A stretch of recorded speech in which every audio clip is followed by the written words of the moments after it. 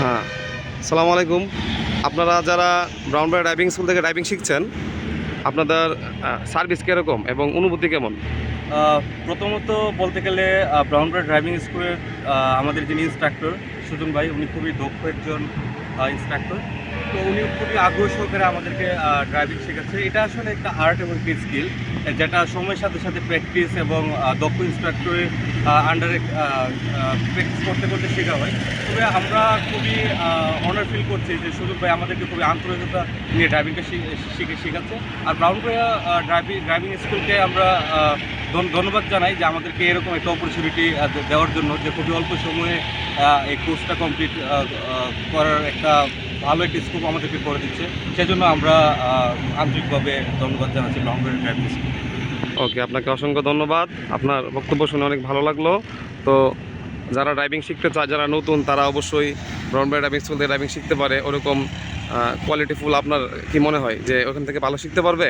হ্যাঁ হ্যাঁ, অবশ্যই অবশ্যই। তবে প্রথমত যেটা প্রয়োজন সেটা হচ্ছে আগ্রহ থাকতে হবে। ড্রাইভিংটা হচ্ছে একটা ধৈর্যের বিষয়। আর এখানে ধৈর্য যদি কম থাকে তাহলে ওইটা না শিখেই ভালো। কারণ একজন দক্ষ ড্রাইভার যদি দক্ষ না হয় তাহলে একটা গাড়ি, যাত্রী এবং পথচারীর জন্য বিপজ্জনক একটা অবস্থা তৈরি করতে পারে। অবশ্যই। তাই প্রথমত যেটা হচ্ছে যে ধৈর্য থাকতে হবে আর শেখার আগ্রহ থাকতে হবে। ওকে, আপনাকে অসংখ্য ধন্যবাদ। তো আপনাদের অনুভূতি কেমন লাগছে ড্রাইভিং স্কুলে ড্রাইভিং শিখে? আপনার কেমন লাগছে? আপনাদের কেমন লাগছে? আপনাদের ব্রাউনবাড়িয়া ড্রাইভিং স্কুলে ড্রাইভিং শিখে আপনাদের অনুভূতি কিরকম? আমাদের অনুভূতি একদম অফুরন্ত। আসসালামু আলাইকুম। আমাদের ব্রাউনবাড়িয়া ড্রাইভিং স্কুলের প্রশিক্ষণ চলছে।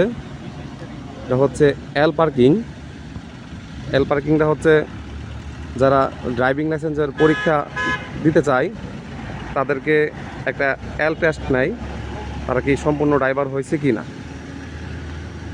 তো যারা মোটামুটি গাড়ি ব্যালেন্স করতে পারে তারা অবশ্যই এল পার্কিংটা খুব কমপ্লিট করতে পারে, ভালোভাবে করতে পারে। তো এল পার্কিংয়ের মাধ্যমে হচ্ছে বোঝা যায় সে ড্রাইভার কিনা।